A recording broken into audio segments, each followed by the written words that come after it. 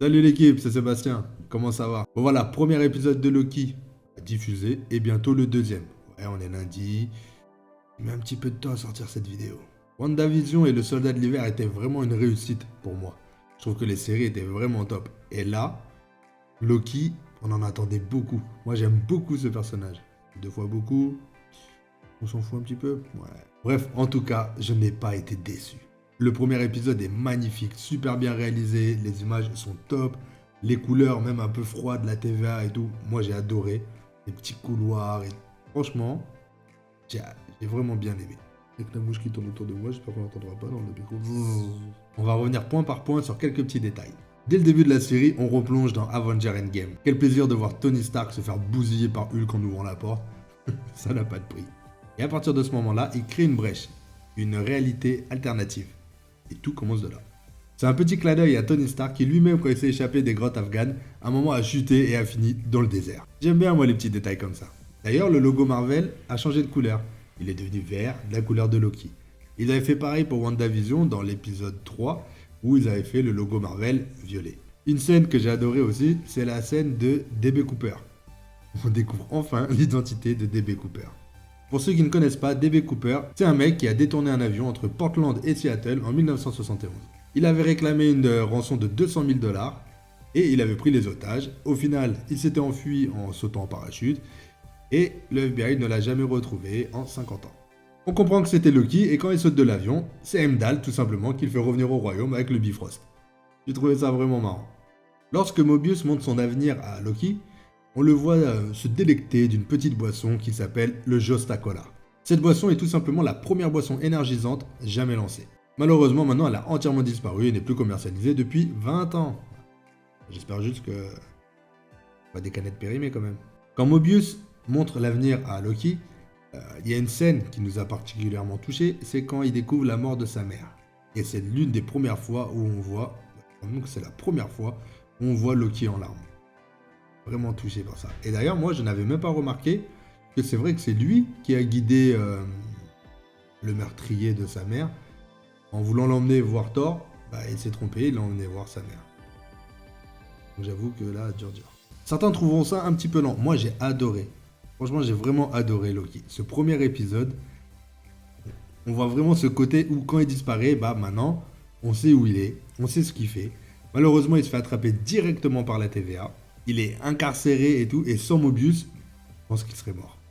Donc Mobius le récupère et certainement veut en faire un agent, veut profiter de lui.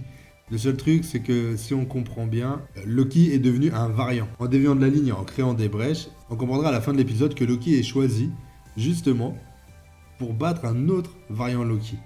Alors des variants Loki, on en connaît pas mal. C'est vrai que nombreux adorent le variant féminin de Loki. Hâte de voir ça. Tout ce qu'on peut dire, c'est qu'à la fin, on le voit avec la capuche et on ne sait pas qui c'est. Au cœur de la TVA, on découvre aussi un personnage du nom de Kazé. Et ce Kazé fait beaucoup polémique car il serait éventuellement le grand méchant de la série Loki. Alors, ça à prendre avec des pincettes, c'est que des théories, mais ça pourrait être ça.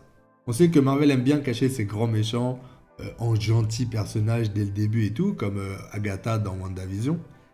Et Kazé est plutôt simplé, est plutôt gentil, se fait marcher dessus, se fait piétiner par les autres. Tu vois qu'il est pas... Il est pas bien. Et qu'il connaît même pas un poisson parce qu'il travaille dans les bureaux. Je vois pas le rapport qu'il lui dit Loki. Et lui, Kazé, il a accès par exemple aux pierres de l'infini. Il les a tous dans son bureau. Il tient le Tesseract normal. Alors oui, il n'y a plus rien qu'à de pouvoir. Là-bas, ça ne marche pas et tout. On n'est pas à l'abri qu'il les sorte et qu'il les utilise. Ou alors même, qu'il se fasse manipuler justement pour les sortir. Ouais. Hâte, l'épisode sort mercredi et ça va arriver très très vite. Surtout que cette vidéo sort lundi. On va continuer avec notre projet de faire parler les abonnés et cette fois, nous laisserons la parole à Danae de WDW Mania. Donc je vais me décaler sur le côté et puis bah, elle va vous dire un petit peu ce qu'elle en a pensé et puis bah voilà. Par contre, c'est une grande fan de Loki. Je préfère vous prévenir au cas où. Pas un point négatif qu'elle nous dira. Salut tout le monde, j'espère que vous allez bien. En tout cas, j'espère que toi tu vas bien, Seb. Donc, on Ouais, m'a nickel. invité aujourd'hui pour que je donne mon avis sur l'épisode 1 de Loki. Donc oui, moi. Après, mon opinion n'était pas à 100% neutre, dans le sens où, à la base, je suis une grande fan de Loki, de la mythologie, et de l'acteur Tom Hiddleston qui joue Loki dans la MCU. Donc après, c'est sûr que je vais toujours aimer la série, même si ça avait été pas bon, je l'aurais quand même aimé. Mais en tout cas, j'ai vraiment beaucoup apprécié l'épisode 1 de la série et je crois que cette série va nous apporter dans des univers et une ambiance géniale pour la phase 4 de la MCU. Et comme Kevin Feige l'a dit, je crois et j'en suis certaine que cette série va être la plus importante ou presque de la phase et de la continuité de l'univers. J'ai adoré l'univers de la TVA et tout ce qui s'ensuit. J'ai adoré l'univers aussi, la complexité des multiverses et de la timeline, etc. Et j'ai adoré le duo entre Mobius et Tom Hiddleston qui joue Loki, et Mobius qui est interprété par Owen Wilson. Vraiment, je pense que ça va être incroyable. Et après, j'ai plein de théories en tête qui fument, mais après, je ne veux pas faire une vidéo de 50 minutes pour vous expliquer chaque théorie que j'ai. Mais j'ai adoré vraiment aussi, la musique est incroyablement belle. Il y a énormément de références et cinématographiquement parlant, la réalisation est super bien faite. Donc j'ai hâte de voir la suite. Je sais pas toi ce que t'en penses, mais voilà.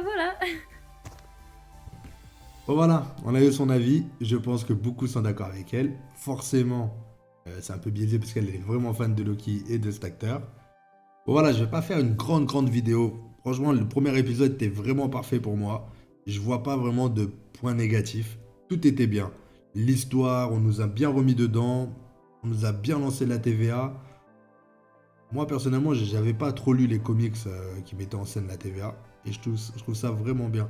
Avec les gardiens du temps, avec... Ouais, franchement, top. En tout cas, voilà, n'hésitez pas vous à me dire en commentaire ce que vous avez pensé de ce premier épisode, de toutes vos théories, vos idées, qui est le méchant, qu'est-ce qui va se passer, tout ça. Moi, vraiment, je suis croustillant de tout ça, j'adore. Bien sûr, je me dois de te le dire, n'oublie pas de liker et de t'abonner, ça fait plaisir. Merci du soutien à l'équipe. Mercredi, donc, sort l'épisode 2 de Loki, ne le loupez pas. J'essaierai de sortir ma vidéo beaucoup plus vite que la première parce que franchement, au niveau délai, on n'était pas... Allez, je vous retiens pas plus. Salut l'équipe.